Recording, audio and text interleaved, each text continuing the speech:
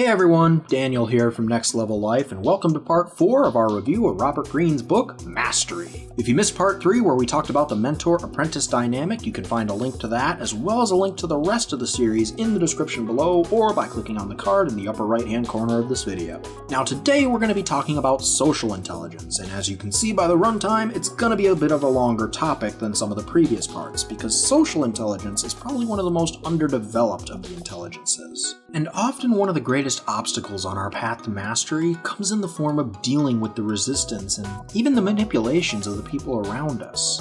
We seem to almost be constantly misreading the intentions of other people, and as a result, we react in ways that either cause conflict or confusion. And as a result of that, it seems as if every workplace has its own form of political battles going on at all times, and it can be really stressful. But why is this? Why do we have such a difficult time reading people? Because there was a time when our ancestors did not have the benefit of language, but still had to be able to work together very well in order to survive. And they did. But somewhere along the line, we lost some of that ability. Today, most of us experience the world from what Robert Greene calls the naive perspective. He claims that this perspective is rooted in the very way that we are raised. See, compared to other animals, humans enter the world remarkably weak and helpless, and we remain that way for much longer than most creatures. And as a result, in our youth, our survival depends on the strength and reliability of our parents, and we come to see them as being more strong and capable and selfless than they actually are in reality. It's only natural for us to do this. In fact, having this naive perspective is actually kind of a good thing, because if we didn't see our parents in that light when we're young, we would become incredibly anxious all the time. However, this period of idealizing our parents doesn't last forever. It often ends in our teenage years when we begin to see the differences between what we imagined our parents to be and what they actually are. And in our disappointment, we often tend to exaggerate the negative qualities of our parents during that time.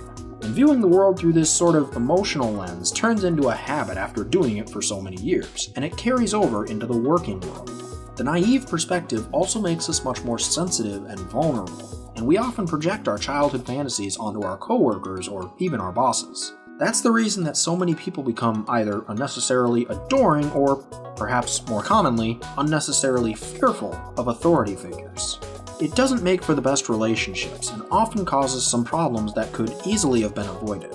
For example, if you walk into your boss's office and hand him a project that you finished after working on it for several hours and he's kinda grumpy when you hand it to him, what are you gonna think? For most of us, it's probably going to be wondering whether he's upset that we took so long to finish the project, or if he's just not happy with the project itself. And as a result, we're likely to get a little bit more defensive, or at least feel a little bit more on edge. And this effect can be amplified even further depending on how you feel about your job security at the time. I mean, just think of how much more stressed you'd feel if a couple of other people had been laid off recently. But one thing to notice is just how self-absorbed seeing the world through this lens can make us. It's quite possible that our boss was not grumpy with anything that we did at all, and it was in fact a minor problem he had at home that morning. Or maybe someone cut him off in traffic on the way to work. We just don't know. But because we're focusing so much on what's going on inside of our own heads, we're not always able to figure out what's going on inside of the head of another person. We usually can't get any further than, this person looks kinda grumpy right now. And in situations like that, we're usually not comfortable enough to ask what's going on. And at its core, that's what social intelligence is. It's having the ability to move past our usual self-absorption, because then we can learn to focus more deeply on others and read their behavior in the moment. We can see what motivates them and discern any possible manipulative tendencies that may be present, and therefore, we're going to have much more time and energy left over to focus on learning and acquiring skills that will actually help us succeed. I think this is best illustrated by the story of Benjamin Franklin. You see, in 1718, Benjamin Franklin, dreaming of one day becoming a great writer, went to work as an apprentice at his brother's printing shop. This would allow him to be surrounded all day by plenty of great examples of good writing from which he could study and learn. It was the perfect position for him. And after several years of letting his skills grow, all he needed was an opportunity to get discovered. And to his delight, in 1722, he got just that, as his brother was about to launch his own large-scale newspaper called the New England Courant. Naturally, Benjamin approached his brother with several ideas for great stories. However, to his surprise, his brother didn't actually want any of them. Now, Franklin's brother James was notorious for being pointless to argue with. So Benjamin decided to take a different approach. He decided to create a fictional character who would write the letters to the Qurans. Franklin figured that if he wrote them well enough, they would have to be printed, and in this way, he would have the last laugh. And he was partially right. The letters did in fact get published. But when Benjamin finally confronted his brother to tell him what he had done, James was not very happy, to say the least. He did not like being lied to, and to make matters worse, he became increasingly cold and even abusive towards Benjamin over the next few months, which made it kind of impossible to continue to work for him. It got so bad that Franklin actually left Boston, turning his back on his brother and his family. He went to Philadelphia and soon found himself a job at one of the local printing shops working for a man named Samuel Keimer. Now at this time, Philadelphia's governor, William Keith, had turned the colony of Pennsylvania into a sort of cultural hub, and he wasn't very happy with the two already established printing businesses in town at the time. He heard about Benjamin's writing talents and set up a meeting with him, after which he urged Benjamin to start his own printing business. Keith promised to lend Franklin the initial amount of money that was needed to get the business going because the machines and materials that he would have would come from London. Franklin couldn't believe his luck. Only a few months earlier he was a menial assistant, and now he was on the verge of becoming the owner of his own printing business, and this is all happening before he even turned 20 years old. After being assured that the letters of credit would be waiting for him when he disembarked in England, Franklin set sail. Oh, and he didn't tell Keimer that he was leaving either, by the by. He just left. But when he arrived in England, there were no letters waiting for him. He felt like there must have been some sort of miscommunication and frantically looked in London for a representative of the governor to whom he could explain their agreements. But he later learned that Keith was a notorious talker, always promising everything to everyone and trying to impress people with his power, but his schemes would rarely last more than a week. Franklin had badly misread Keith, and he was now alone, with no money, far away from home.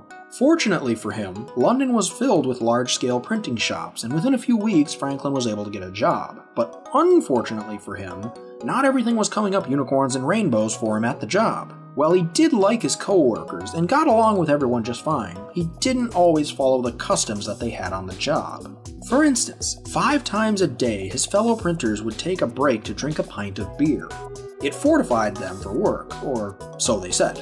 And as a result, every week Benjamin was expected to contribute to the beer fund, but he refused because he didn't like to drink during working hours, and the idea that he should have to give up a part of his own hard-earned wages for others to ruin their health made him a little angry. He figured the best policy was to speak honestly about his principles, and they politely accepted his decision. However, over the ensuing weeks, strange things began to happen around the office.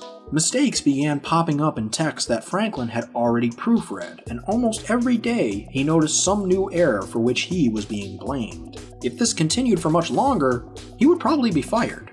Clearly someone was sabotaging his work, but when he complained about it to his fellow colleagues, they all attributed it to this mischievous ghost who was known to haunt the printing room. Which is a really ridiculous excuse, but that was kind of the point, because Franklin finally managed to figure out what this all meant. It was all about the beer. So Franklin gave up his principles and contributed to the beer fund, and funnily enough, the mistakes suddenly disappeared. And eventually Franklin did pay for his trip back to the States, but there's a couple of things that I want to point out to you here. Franklin was constantly misreading people due to his naive perspective. In the first example, he wanted to be praised by his brother when he revealed that he was actually the author of the letters, but instead his brother was really angry about being lied to. He assumed that Keith, a man who he had literally just met, would keep to his word of giving Franklin a startup loan for his printing business and set sail for London without doing any research on Keith as a person beforehand. He was so caught up in his dreams that he paid no attention to the obvious sign that the governor was all talk. And again, they had just met. I really want to stress that. And thinking back to this last example, up until the co-workers talked about the ghost, what would you have thought if you were in Franklin's shoes?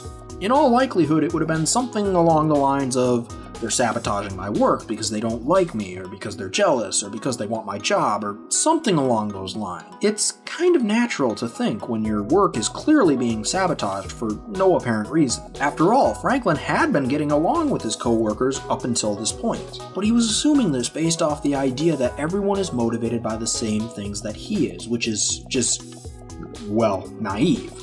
Upon returning to the States, Franklin decided to break this naive pattern he'd been living with once and for all. He decided that in all of his future interactions with people, he would force himself to take an initial step backward and not get emotional before reacting himself. He also decided to adopt a new philosophy of complete and radical acceptance of human nature.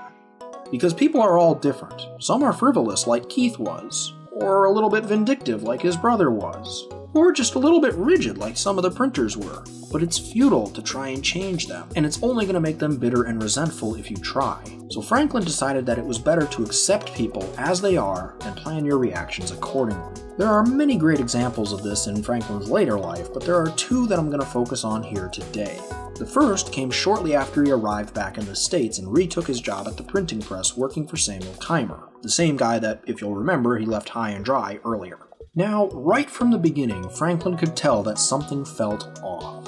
Keimer had been acting very strange and much friendlier than usual. By nature, he was an insecure man and a kind of prickly personality, and this friendly front that he was showing just didn't fit him at all, especially after what Benjamin had done earlier.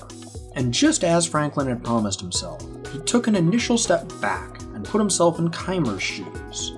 And from Keimer's perspective, he could sense that he must have really resented Franklin's sudden departure for London, and understandably so. He must have seen Franklin as one of those young whippersnappers who needed their comeuppance.